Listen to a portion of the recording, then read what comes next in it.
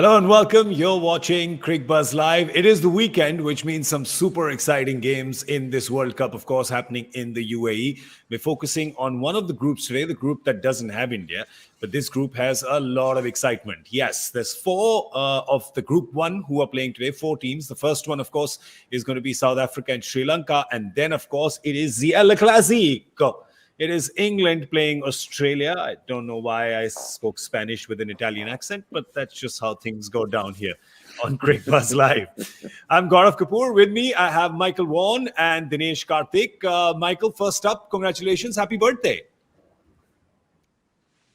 Thank you very much. Had a nice evening last night.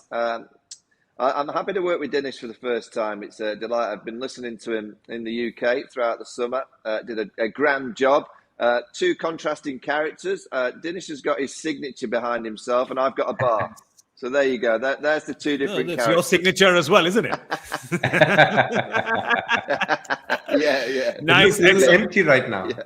Yeah, big birthday, right? Big birthday. Well, yeah. Wait, you haven't seen the floor. It's a bit messy from last night. I can imagine. I'm sure that one of your buddies is going to be getting up shirtless from it any second. So just keep the kids away, right? Keep the kids away from the screens. Talking about kids, congratulations in order to Dinesh Karthik as well. Congratulations, new daddy to twins. Thank you so much. Daddy to twins. Super excited, I'm sure. Sleepless nights coming right up. Yeah, it's been very interesting at times. Changing nappies is not one of my strengths, but it's been very interesting to say the least. Excellent. Dinesh, can I give you a piece of advice about nappy changing? It's a very, very serious piece of advice.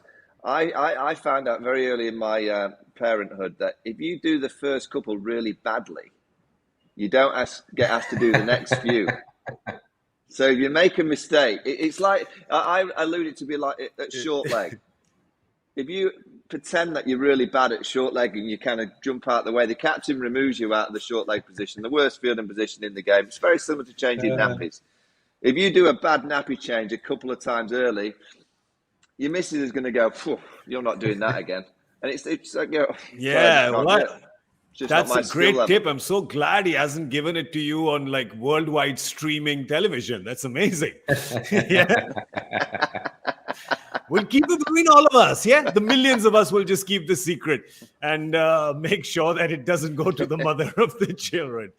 All right. Well, I'll tell you something though, with these groups and with this World Cup, you make a couple of mistakes, well, you're not coming back to the party. Yes, you're just gone. We look at that points table and we can see that today by the evening, one of these two teams, because they're playing each other, England and Australia, one of these two teams is going to get those 2 points and pretty much going to be a dead ringer in for the semis, right? You know they're in. But between 3 and 4, there's 2 points up for grabs there as well. So one of those will go and tie with the losing team, whichever one that may be. And then they are pretty much in a little lock, like this deathlock fight for the second spot in the semi-final. Michael, do you think that's kind of a fair assumption of what would happen? Because that would be 3 games for all of them out of 5. Yeah, it's a big day, obviously, for all 4 teams. Sri Lanka, South Africa, I think... the team that loses that, they'll find it very difficult to make the final 4.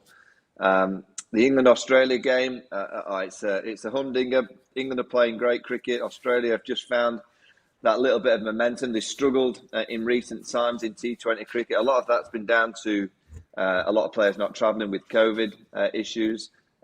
Warner finding form in the last game. I think that's a massive play for Australia. They look like they've got some decent combinations. And whoever wins tonight, you would fancy them to win the group, and that means they'll play the second place team in the second group. Pakistan are the team at the minute that I wouldn't want to face. They're the team that I personally would like to miss in the semi-finals. And I was saying yesterday on Cricbuzz, you cross your fingers that whoever Pakistan play in the semis, they have a day out and they beat them and you miss them in the final because they just look like they've got everything going. It's early days and things can change very quickly in the T20 World Cup. But Pakistan, England, Australia, they're the three teams so far that have looked the most powerful and look like they've got the best Yeah, combination. DK, it's not it's not like the IPL where you get, enough chances. You make a few mistakes, you can come back. You guys this time, classic, right? With Kolkata. First part of the season, not that good in India. Then in UAE, you guys resurgent, turn around, play the finals, right? There is not that much wiggle room here in the World Cup because it's only 5 games. Oh, most definitely. I think even in the second half, there were 7 games, but every game was literally like a must-win game for us. I remember us losing one game to CSK, a very tight one, and then our backs were against the wall. We constantly had to fight before we made our way to the finals. It's very similar with the World Cup as well. But the good thing is there are some teams playing very good cricket, just like Wani had suggested, and there are some who are actually playing pretty ordinary cricket. So they'll slowly find their way out of the tournament soon. Okay, well, no, but let's talk about the Ashes one quick second because big news coming in, Michael. Ben Stokes is going to be with the team, and I know we were talking about it during the IPL, all through the IPL. Will they, won't they? Will they, won't they? With a little rose. But now we know that they will be going. Yeah, the whole team obviously going, but the big news last week that Ben has made himself available. He gets on the plane with the side. I think they leave on Thursday. And it's great for the whole of the Ashes. Even the Australians, I think that they want to play against the best England side. And obviously with Ben in that side, he galvanises, the team. He's like the heartbeat of the group. I think it's his batting that England desperately need. It's been a problem area for the Test match team, getting enough runs. It's been very reliant on Joe Root. Now they've got Ben at number 5, a left-hand who's had so much success against Australia. You need that style of personality in your dressing room when you play against the Aussies, particularly in their own backyard. So that was great news. I guess Jofra Archer not being available, that's a big negative for England because of his pace and bounce. That would have been a real key for England in Australia. But with Ben Stokes out of the side, which was the case 2 weeks ago, I gave England no chance. With Ben Stokes in the side, I still think Australia are clear favourites, but I think with Ben in the side, it certainly gives England a fighting chance, which is great for the series. What you want is a series like we saw last year in Australia. The India series was terrific. It just had everything, from drama in Adelaide to that great win in Melbourne to the hang-on in Sydney to the incredible chase in Brisbane. That's the kind of series that I hope we see over the next few months. DK, quick call, advantage Australia or advantage England in the Ashes? Oh, most definitely advantage Australia because they've been playing some good Test cricket over a period of time. The only good thing is, for England's point of view, Australia have played one Test match since this pandemic started. So they might be a bit rusty to start off things. Okay, well, let's have a look come back to T20 cricket from Test cricket. We'll talk about South Africa and Sri Lanka. South Africa has won the toss and they have decided to bowl first. So they're going to be chasing here in Sharjah. They've got the one change. All is good in the hood. Quinton de Kock is back and takes Klaasen's place. And it was very interesting what Bavuma said at the toss, South African captain, saying team feeling much better now that we were in the last game.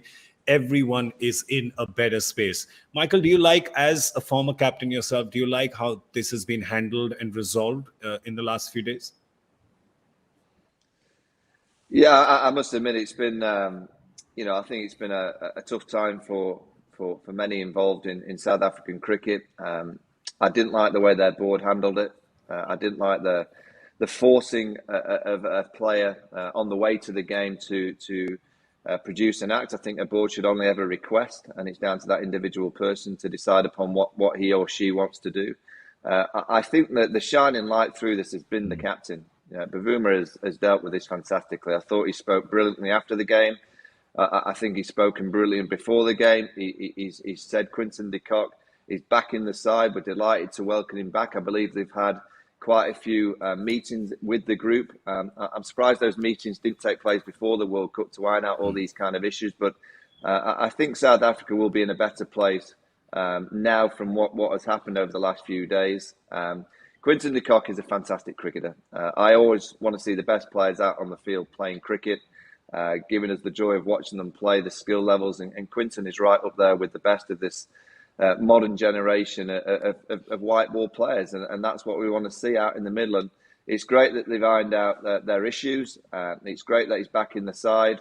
And as I said before, I think their captain deserves a lot of credit for the way that he's dealt with it. One of the top performers for South Africa, of course, is Quinny. Yet Keshav Maharaj had a very interesting quote as well about this when he spoke and said that, they had some really deep discussions in the team. He says, no one is a racist within our team. We all support one another and respect everyone's culture, religious and spiritual differences.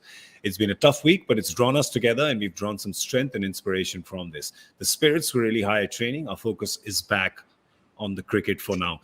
DK, it's a very tricky subject, right? And we're not going to sit here and kind of psychoanalyze.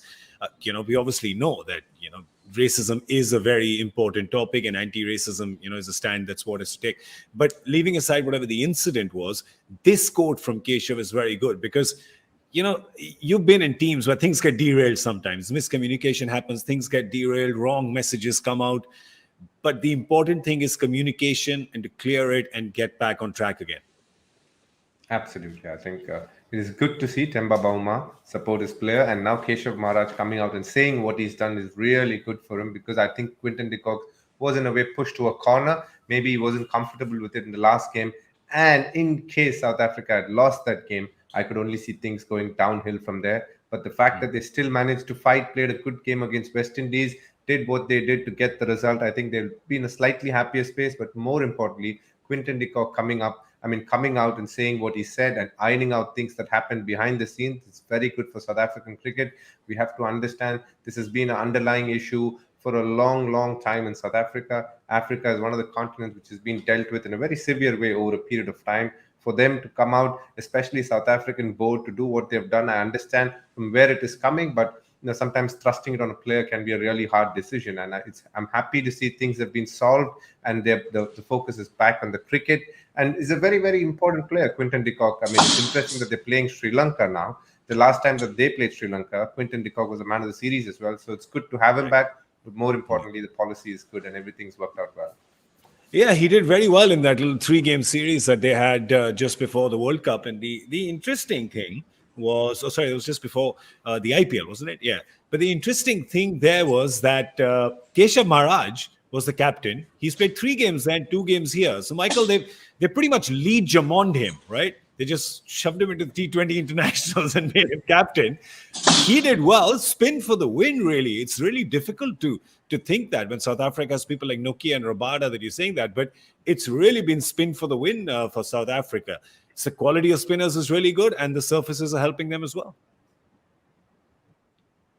Yeah, I think all teams are going with this method. I think it's quite evident to me that it's either got to be real pace, real quality pace in your attack, or real quality spin. Anything in between seems to be getting dispatched, which is great for me to see. I love seeing real high class pace bowling, but I also like to see real high class spin bowling. So if you've got the quality of either, you're having success. If you're in that middle, they're the kind of bowlers that teams are targeting. And Maharaj is a really fine bowler. I remember watching him in the South Africa series in Australia a few years ago, where the South Africans beat the Aussies in a test series, and he was magnificent, just kind of toiling away.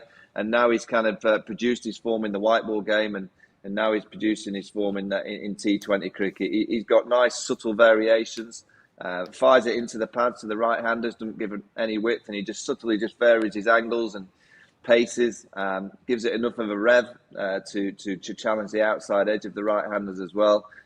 He's a smart cricketer. This South African team is one that, in the situation that they find themselves, and obviously with Quinny's issue over the last few days, it could go one of two ways. Quinton today will feel a lot of pressure because of what happened. He'll know that the team won without him. Now he's back into the side.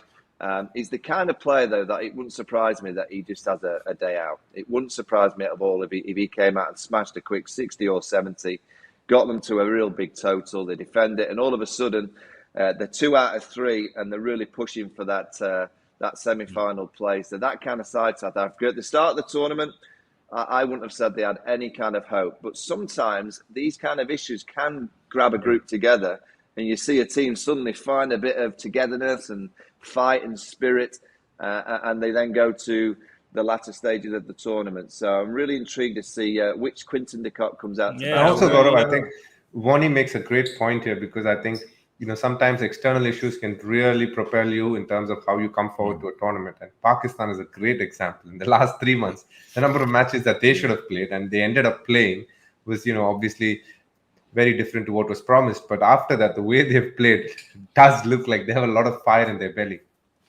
Yeah, well, I mean, they took it out on New Zealand, they took it out on India, and now, Michael, England, I'm sure, does not want to play them.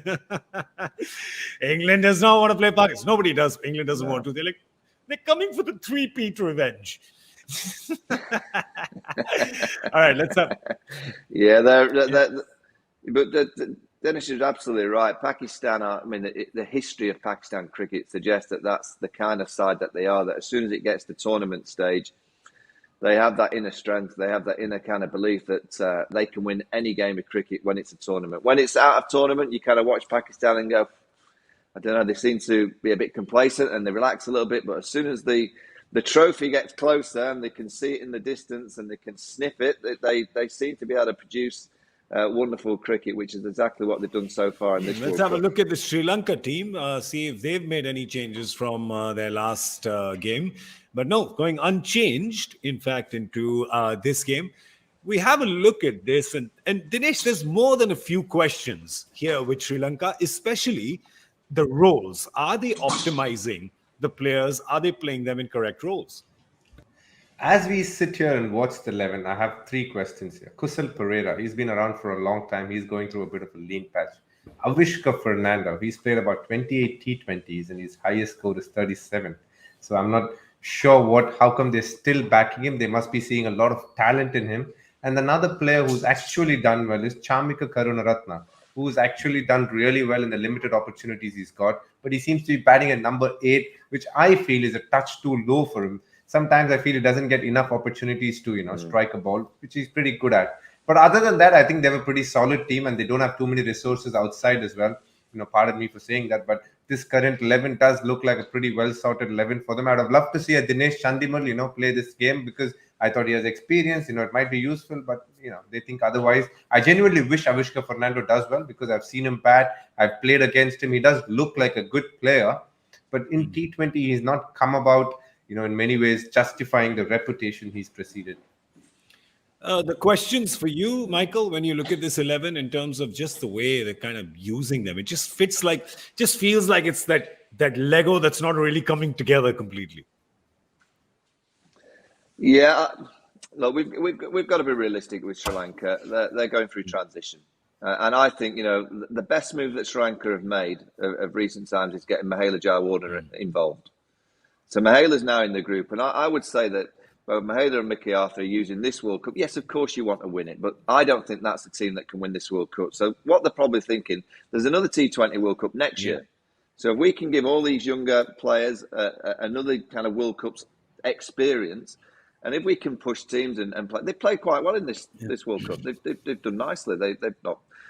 They've not played as badly as the West Indies and they've not played as badly as Bangladesh. I think they're 2 teams that have been well below par. I think Sri Lanka have played to par and you could argue maybe just a little bit above par because that's the team that they are at the minute. And I think what they're doing is they're trying to get a World Cup of experience into all these players. And then next year, look, it'll be harder for them because it'll be in Australia. But you would feel that that's their progression at the minute. They're going through transition. They're trying to give some experience. And if they can win a few games doing so, great. If they can get to the semi-finals, it's a massive bonus. That would be a huge overachievement for this Sri Lankan side. And I think they're looking a little bit further down the line, maybe next year's World Cup. And even beyond that, they're just trying to get a lot of experience into a lot of but players. Do they qualify for next year's World Cup? I think that's probably on their mind as well, right? Because only 8 teams get to qualify. The others they get relegated and have to go through the entire rigmarole of qualifying. But right now, Bangladesh at 8, Sri Lanka at 9, and West Indies at 10. Only one of these 3 teams can go in, DK. And I'm sure that all 3 of them are looking at that juicy meatball and saying, yang.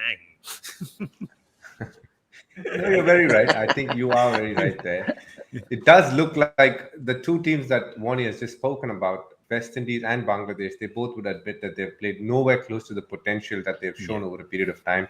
And Bangladesh is a great example of, playing home series on wickets that they desperately want to win. So, doctoring wickets to an extent where it is completely suited to the spinners, the batsmen going out of form. Even if you score 20, 25 runs, it's like literally getting a 50 or a 60 normal wickets. Those kind of skewed results have somewhere, I think, not helped Bangladesh in a way. Yes, they won a home series against, I think, Australia, where they beat them pretty convincingly. Good for them. They beat New Zealand. But I don't think it's helped their cricketing health, so to say. They've played on some real ordinary wickets, I've heard, which are fun like crazy. It's one thing playing test matches on those kind of wickets, and one thing playing T20 with a desperation to win. When you don't improve and then you come for these multi-nation tournaments, you get exposed a bit. Yeah, this Sharjah wicket, DK, it's showing a bit of bipolarity here, right? It's definitely not playing the same way as when you guys were playing on this a few weeks ago. Yeah, the bugger has changed his face a little bit. That Sharjah wicket, he was okay. I mean, he was really hard for us to play on. He was really hard for us to play on, but I think it's gotten better slightly. Look, I think when we did come and play, it was a completely new strip that they had played. I mean, they had redone or whatever you call it. But now I think it's slowly settling down, getting back to its old Sharjah feel. I mean, 170 to chase that Sri Lanka did against Bangladesh, no chance in that IPL, no chance. No team got even close to 130 there. 130, 135 was a winning total. I mean, so I'm assuming it's getting better. And you have to understand that they're playing afternoon games and they're still scoring some decent runs. So I still feel it's not back to the old Sharjah that we are used to, but definitely better than the Sharjah that was used during the IPL games, which is good to see. At the end of the day, T20 cricket should be about runs, and it's nice to see runs coming out in Sharjah. Yeah, I mean, we've got two batters here, and they are going to say that, but I'll just speak for the bowlers a little bit. We're not saying 200 games, so we're not even saying 120 is a snooze fest, Michael. Give us something 150-ish, right? I mean, your bowlers are in it for a bit, batters are in it for a bit, Well, I thought the Afghanistan-Pakistan game yesterday was the perfect example of a great game of T20 cricket. Pakistan came out the traps, got early wickets. Afghanistan hung in there with Nabi and then got a decent score. It was around par, maybe just below. And then it got to the stage of Asif Ali hitting 4 sixes on the trot to win the game. It was a classic game of cricket. The West Indies game against Bangladesh, a 142 game. Again, it was a great game of cricket. It went right down to the wire. And I think we're in for a similar kind of contest today. I just sense it'll be that kind of score that'll be very, very competitive.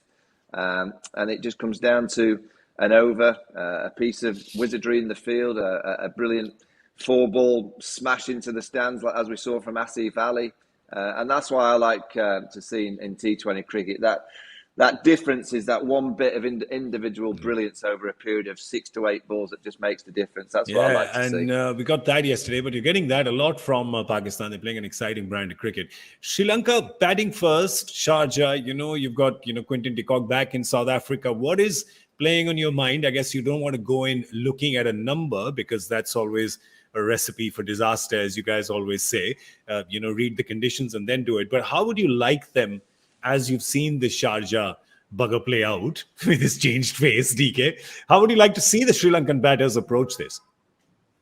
Oh, pretty aggressively up front, because I think the new ball is the best place to score runs in Sharjah. As the ball gets softer, it gets that much harder. So it's best that you take them on. But, with Sri Lanka, for them to do it, I think they're very dependent on Kusal Perera.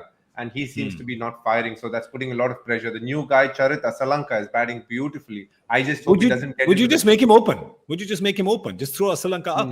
No, I wouldn't do it. Just because a senior statesman like a Kusal Perera is failing, you can't hide him in a place and throw a youngster into it. He's batting really well at 3. Allow him to do it. He's used to coming in at 5 for 1, 10 for 1. It's one thing padding up and going opening, and one thing waiting for a wicket to fall, and then you go and play it around. It's a different mindset altogether as a batter. I think they're pretty deep in the tournament for them to send Asalanka opening, even though it looks good because then you would get all 20 overs to play. But I think he is now used to this feel of going at the fall of the first wicket, which makes a massive difference batting at number 3. Opening is a completely different ball game where you start tuning in right from the toss is done, then you kind of zoning in and just trying to figure out what is happening. Then you go gauge a wicket. It's two different things, opening and number 3, even though they're very close to each other.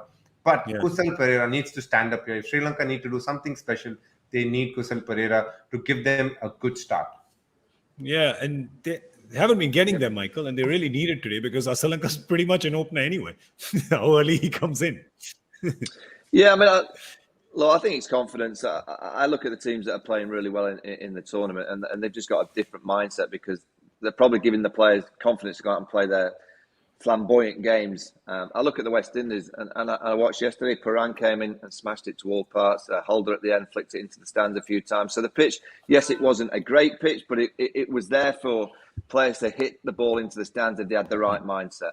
I think if you go and try and play timidly, I think these kind of pitches will find you out. I think you've just got to have a real freedom in your mind to go out and be really aggressive.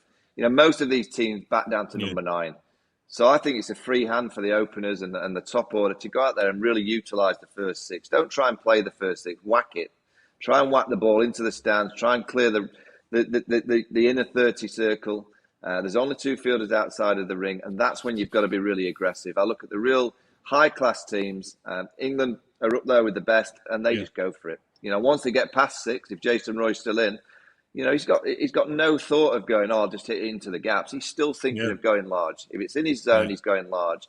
And I just think that's just a mindset. All the teams have the style of players, like the Jason Roys. I think Babar Azam for Pakistan is a different style of player. He's more of a glue player for Pakistan. He just bats and plays, still knows his boundary options. But the majority of these teams, they've got flamboyant crackerjacks who can whack the ball. It's just clearing their mind to go and play it. And if they get out being aggressive, I don't think the management should look down on them.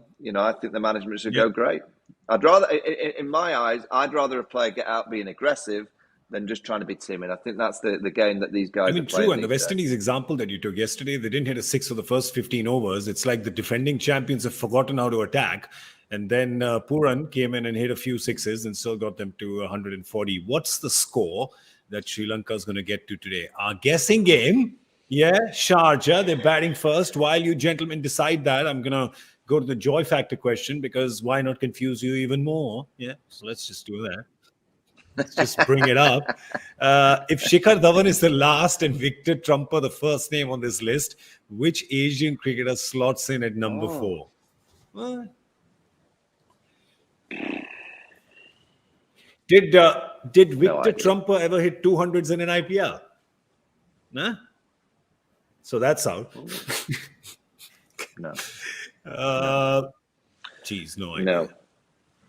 DK, anything?